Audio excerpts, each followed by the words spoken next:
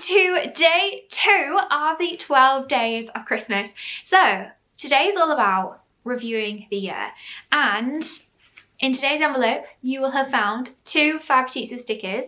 So we've got this journaling sheet, all beautifully foiled with lovely quotes at the bottom, and plenty of journal prompts to get you thinking and reflecting on the year. And also this lovely sheet, hold it up the right way, that would help. I don't know if you're going to be able to even see that. Of personalised star sign stickers. So I've obviously got the Gemini one here with me, but this sheet, I love this sheet. It's just so packed with, you've got your star sign, you've got your illustration, right, you've got your constellation, you've got your earth, air, wind, fire symbol, and a picture. So, because I still can't think of the word. So reviewing the year, why are we bothering, right? Why are we going to be like looking back on what we've done and what we've achieved? Why don't we just kind of going into the next year head first, close the door on last year? Well, if you've been following me for a while, you'll know that I'm not a fan of doing that. And reviewing our wins on a weekly basis and monthly basis, I talk about that a lot in lots of my videos. But taking some time to actually review our year to celebrate all the things that we've achieved is really uplifting, and it's really important.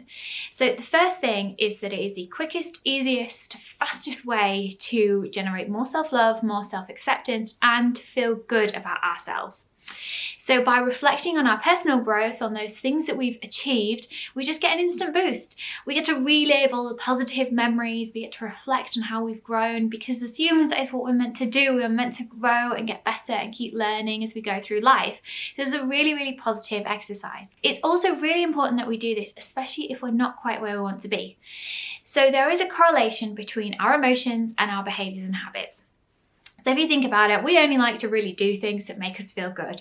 So when we check our phone, we get hooked on Instagram, we're scrolling through TikTok, we get instant gratification and entertainment, which means it's very hard to stop yourself from doing that. And it's very easy to get hooked on social media. We know this. So by reflecting on your wins and achievements, even if they're really small, and those little behaviours that you did, the things that you got right, the things that you did well, generates positive emotion and positive feeling towards the bigger goal and the habit that you're trying to establish. So by reflecting on those things, it's going to make it easier in future to motivate yourself to do all of the things that you want to do to achieve that goal. Finally, it's also really important that we reflect on the things that we've learned in a really positive way. This is not an exercise in beating yourself up and thinking, oh, I wish I'd done this differently or that differently. But it is about being honest and saying, what worked this year? What hasn't worked so well? And why haven't these things worked so well? What is it that I can learn from that? What can I take forward? I was talking to a designer the other day, and she said to me that I was sort of saying, you know, how do you come up with your new ideas? And she said, you know what? It's often about just looking at the things that haven't worked and thinking, okay, that didn't work, that colour didn't work, that thing didn't work. And almost your new designs are just a list of all the things that previously didn't work. And we can apply that to any situation. It's about thinking about, well, what did motivate me? What did work? What worked well for getting me to do that course after work? Or what worked well for completing that task or completing that project? What can I learn from it? And you know, what didn't work very well? And what can I never do again? Having a list of things that you're never going to do again is incredibly useful.